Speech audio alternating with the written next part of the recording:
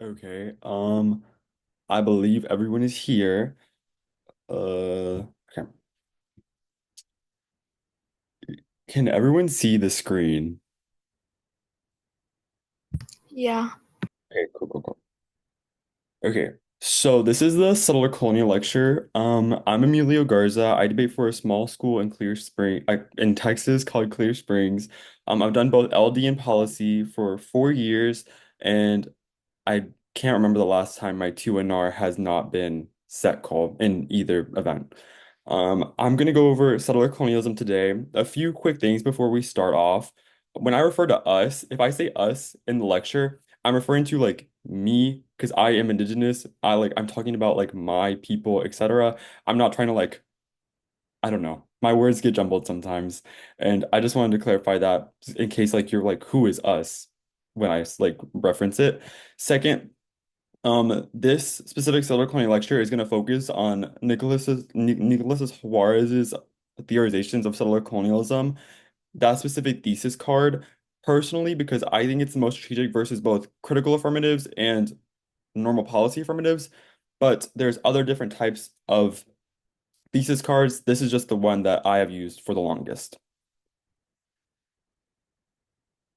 What am I talking about? I'm talking about for a few things going down in this lecture. First of all, subtle colonialism, just top level, how to run it and how to beat it specifically. The key parts to a critique, I think most of you guys should know the basics of what a critique is, but if you don't, here it is. First of all, is the thesis. It's what the critique is talking about in the first place, whether that be settler colonialism, capitalism, etc. For this specific critique of settler colonialism, we're using Nicholas Suarez's thesis of settler colonialism, the specific link, the specific thesis card. If you guys need that, I can send it out as a reference. Then there's the links, how the affirmative causes solar colonialism itself, and then framework, how to basically zero the app to make sure you never lose to extinction outweighs, or basically just ensuring that they cannot weigh the affirmative entirely. And then the alternative and permutation with the alternative to the status quo is, and how you avoid the app basically eating you with the permutation.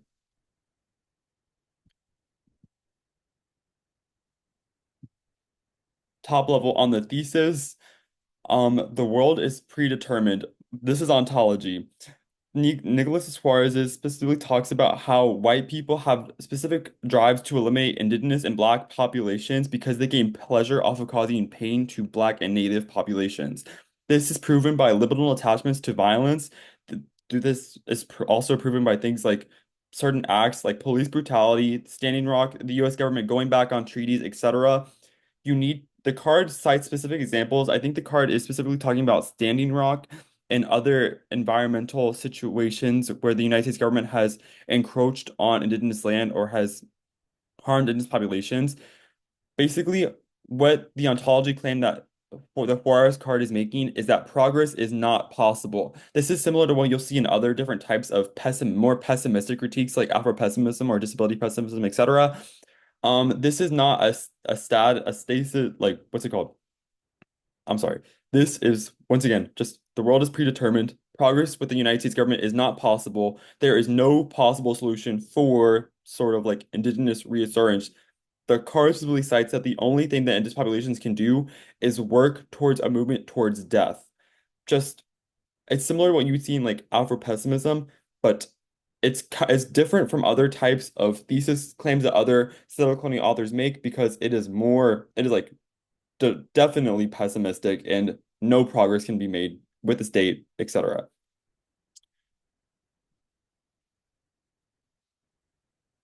On the links, this is the most important part of the debate. If they no link, you lose, and it becomes a very bad debate for you in later speeches.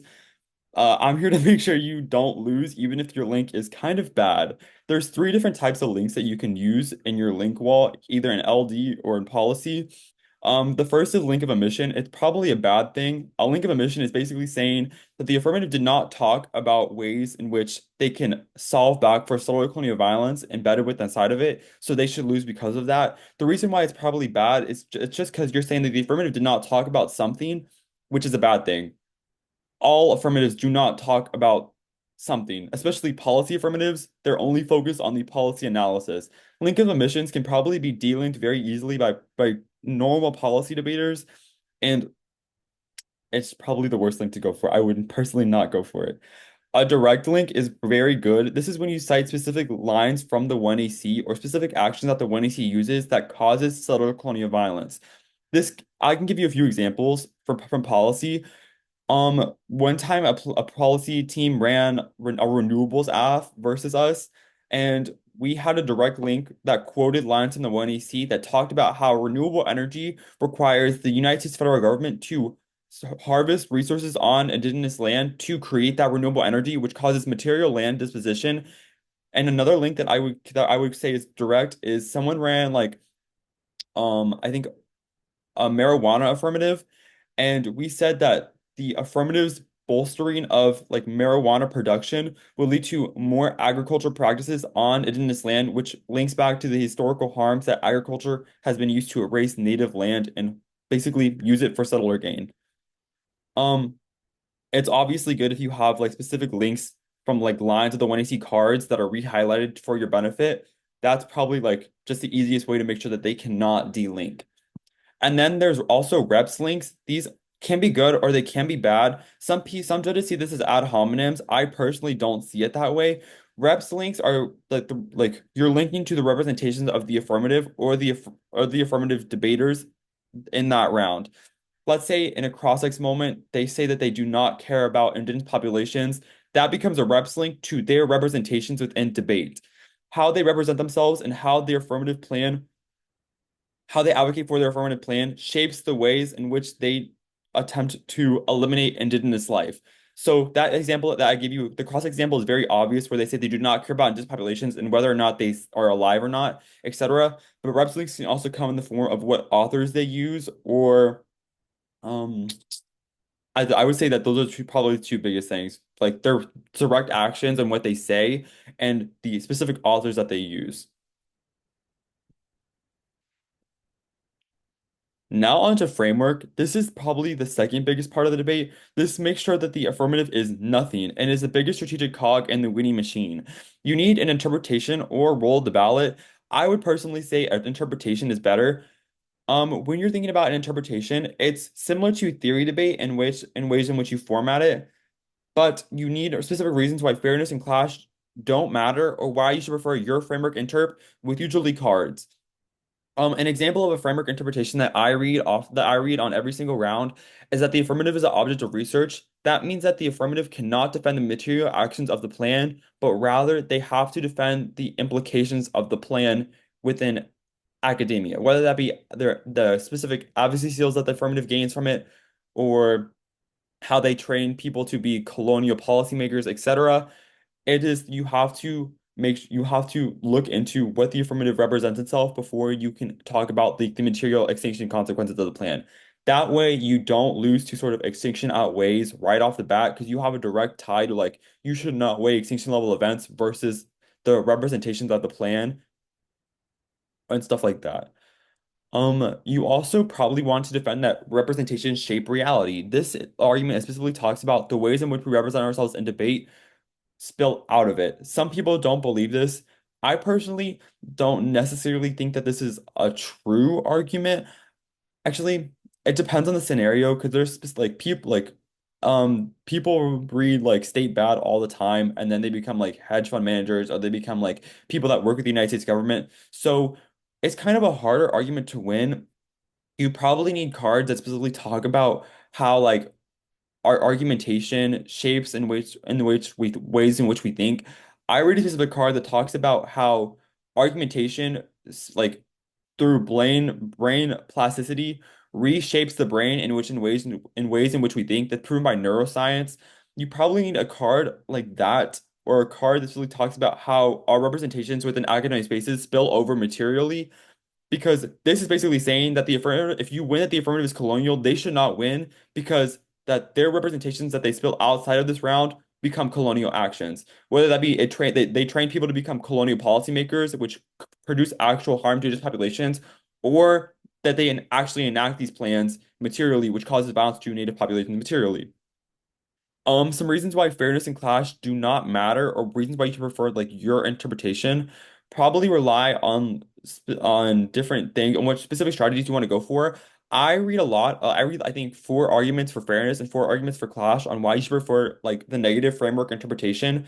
Just some of them are kind of spiky and blippy, just to waste their time. Others are actual reasons I'll go for. For Clash, I read Rep Shape Reality with that card that I just talked about as my main reason in the 2NR why you should prefer my framework interpretation. For Fairness, I usually go for things like the fairness paradox is wrong. If you don't know what the fairness paradox is, it basically says that since everyone comes in debate expecting to be evaluated fairly, you should overcode, like you should only evaluate things that can be considered fair.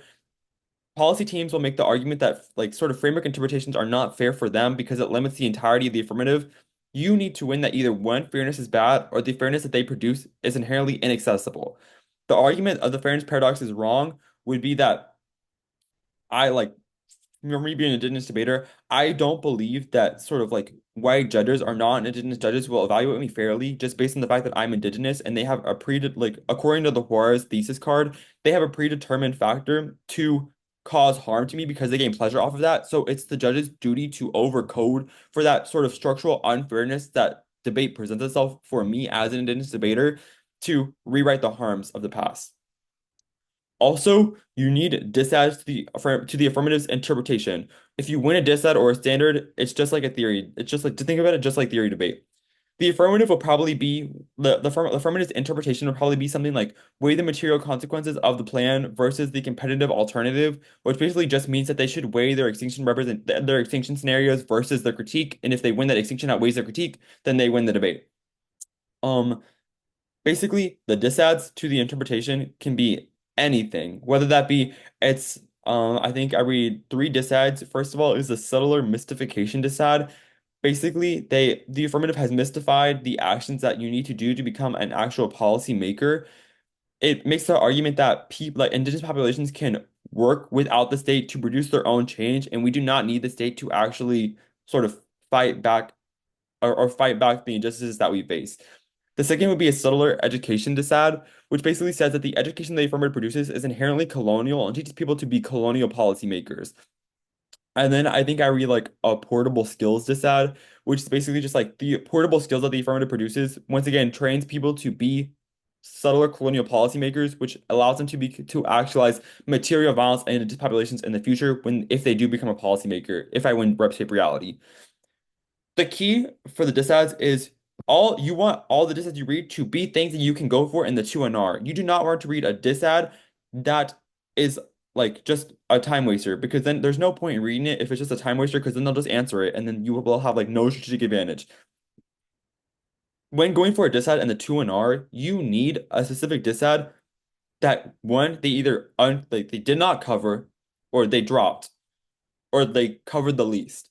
That way, it's the most strategic on the judge's flow. Because if the judge looks at the flow and is like, oh my gosh, like they barely responded to this disad or they responded to it wrong, then you should go for that one because that makes it the easiest to win.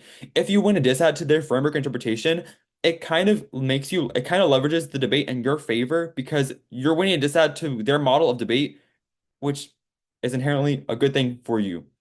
Because then it's just like, if I win that their model debate's bad, then you prefer ours, and you don't weigh the extinction level impact of the affirmative. If they win extinction outweighs, the debate is probably over for you, just based on the fact that like extinction outweighs is probably a true argument, especially like nuclear war and how nuclear war affects and would affect indigenous populations probably the most. Do things like toxic waste dumping of nuclear weapons, etc.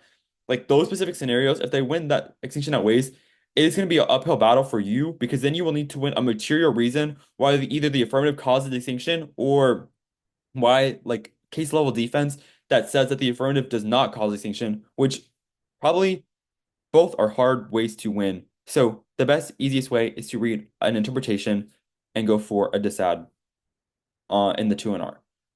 Roll the ballots. I know this is more popular in LD, but I haven't, me personally, I've seen it switch to more framework interpretations in LD. For roll the ballots, it's kind of the same way. You need to win that your model debate is inherently better, But I think that reading a world ballot requires reading more cards about like extinction representations are bad or like utilitarianism is bad itself. Um, I think reading more cards is not always good, and I think probably a framework interpretation is better. If you have more questions about what type of interp you should read based on what kind of like based on what the affirmative is, I'd be glad to answer that at the end. Then we have the alternative and permutation. First of all, the alternative is a change from the status quo. There's two main subtle colonial alternatives that are the most popular. It's refusal or material decolonization. You need to win it. You need to win that it will happen or don't go for it. Refusal is just you refuse the affirmative as a subtle colonial plan. That's basically it. And with the Juarez card, you need to win that. If you win that progress is impossible, then refusal is the only option that indigenous people have to work towards extinction, which is the only way that they can escape settler colonial actions of the affirmative. Or the other option is material decolonization.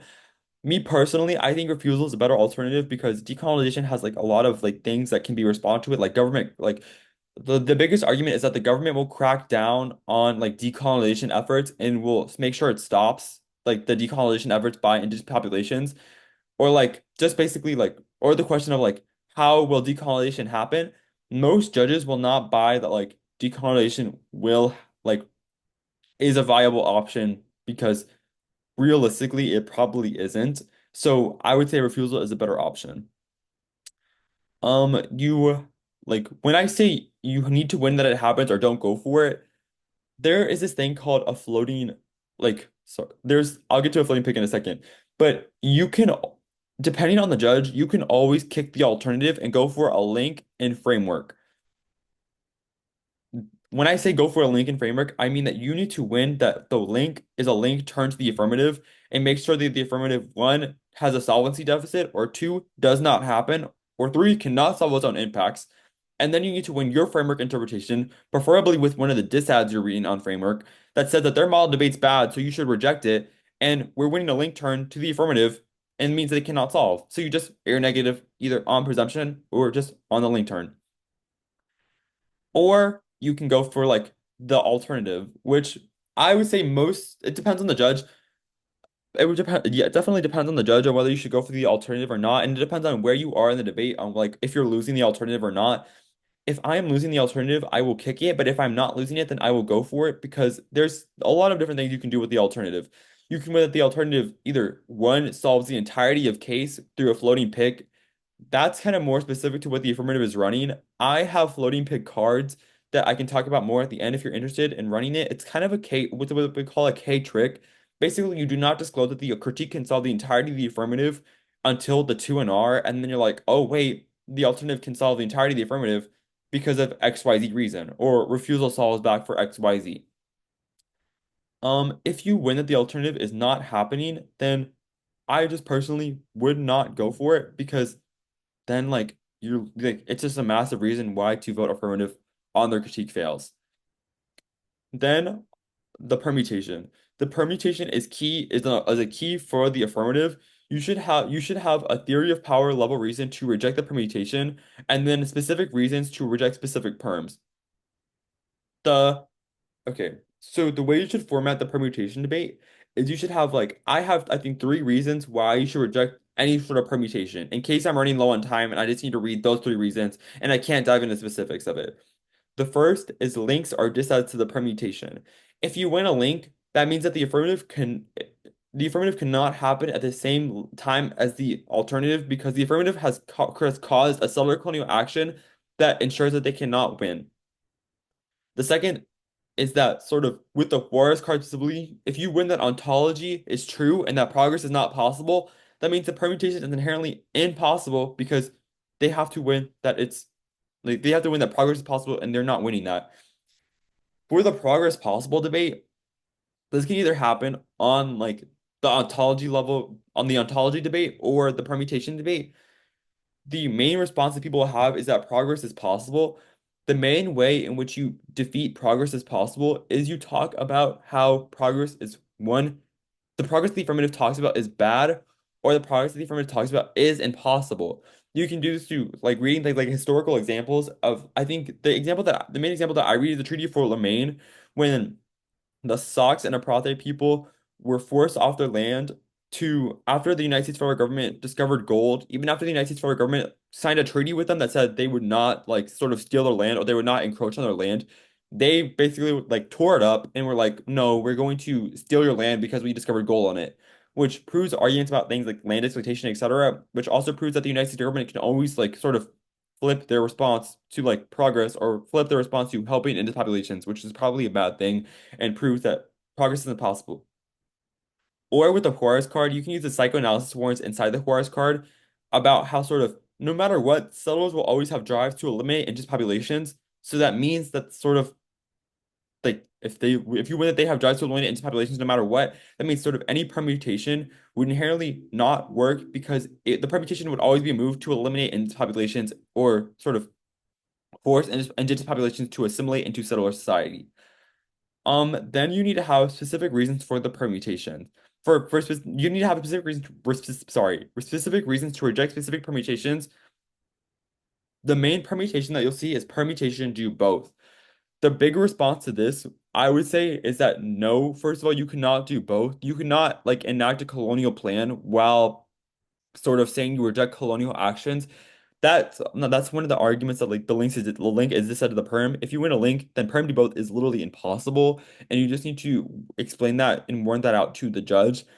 The second you thing you could say is that sort of there's like um I'm blanking right now. What is it called? I think it's the distancing dissad, i.e. your movement or like the movement to end settler colonial domination will always be put on the back burner because the state will always want to try to assimilate indigenous populations into it, and they will try to distance themselves away from settler colonial movements or like anti-settler colonial movements to stop colonial actions from rising. I have more specific like responses to specific permutations if you have a question on them. Um, yeah, if you when I get to the end. And then how do I beat the settler colonial critique if you're a policy affirmative? There's a few things. First of all, is framework. This is extinction outweighs. Basically, all you have to do is when that your model debate is inherently a better model debate than the negatives, because you need to win that extinction matters and should be a top level impact for protecting not only settler lives, but also protecting indigenous people's lives. If you win the extinction outweighs, it's probably game over because once again, it's probably a true argument that indigenous people want to live and that they want to survive extinction level events. Or you can prove that the thesis is wrong. There is numerous cards that policy teams read on sort of whether like pessimistic readings of solar colonialism are wrong, or progress is possible, or state actions are key, or the affirmative is, sorry, the negative is fatalistic, etc. If you prove that the thesis is wrong, that proves that one, progress is possible, and that strengthens your permutation. Strengthens the permutation debate and probably means you win the permutation. The next is a D-link. This is probably going to be hard if the negative reads specific links to the affirmative that quote lines from it. But a D-link works in tandem with a link turn. You could say that the affirmative plan is inherently good for indigenous populations. Um, I'll give you the example from I think from policy this year. A team read a healthcare app and reread that healthcare is inherently colonial because it forces indigenous people to work with like inside settler colonial healthcare systems. And the affirmative team was like, no, indigenous people want healthcare, and they cited like an actual memo. I'm sorry, I just got a tornado warning outside. My bad. Where was I? The team basically said that indigenous people want sort of healthcare, and they quoted a memo from an indigenous tribe that was like, "We X tribe want healthcare from the United States federal government, etc." And that kind of destroys the link because if they're like, "Well, indigenous people want it," and you're saying indigenous people don't want it, then like if they're winning that the thesis is wrong and that progress is possible, then it's probably more likely that the United States federal government will help indigenous populations than they won't. Next up, you need to win the permutation. I'd say that this works more in tandem with proving the thesis is wrong. If you win progress is possible, then yes, you can do both at the same time. You can work towards refusal, or you can work towards decolonization while enacting the affirmative plan at the same time. You just have to prove the affirmative is inherently like not colonial, or that the state could be good in order to win the permutation debate. The last thing you can do is when that the alternative fails. This is done by just saying, like, once again, what I talked about on the alternative page about how sort of the government will crack down on movements for like decolonization or refusal fails because it doesn't actually solve like the material violences that indigenous populations face, or like a move towards extinction is inherently bad because indigenous people want to live, etc. Those are all things that like would help you win the debate. Um, Next up, that was the end of the thing. Do we have any questions? Um, like what was the first decide against the W.inter? Against the AF interp, I think it was the subtler mystification decide. Basically, it says that the affirmative's sort of actions to, I'm sorry, the affirmative has mystified the means for people to access like material change. Basically, the argument is that people will, I'm sorry, my dad is texting me, the tornado's outside. That's my bad. Let me restart. Um, the subtler mystification decide basically talks about how settlers like the affirmative plan mystifies um my dad is texting me still. I'm sorry. And he's calling me too.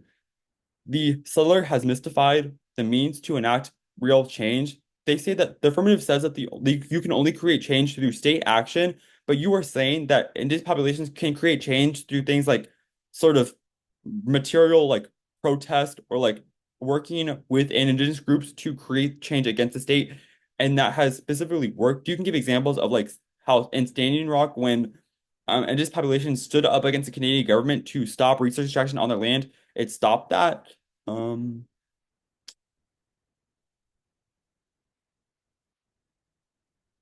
yes, okay. I do need to go, Alex. I'm so sorry You're because completely fine. You're completely fine. yes, but if you have any questions, just you can email me. Just make sure one of the directors is on the email. I'll leave my email on the chat. Have so many files to share that I would love to share. I'm so sorry that I have to cut this short, but I am You're so completely fine. Tornadoes are very serious.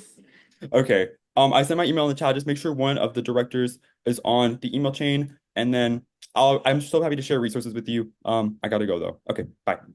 Bye. Stay safe. Okay. Hi, everybody. Basically, Emilio is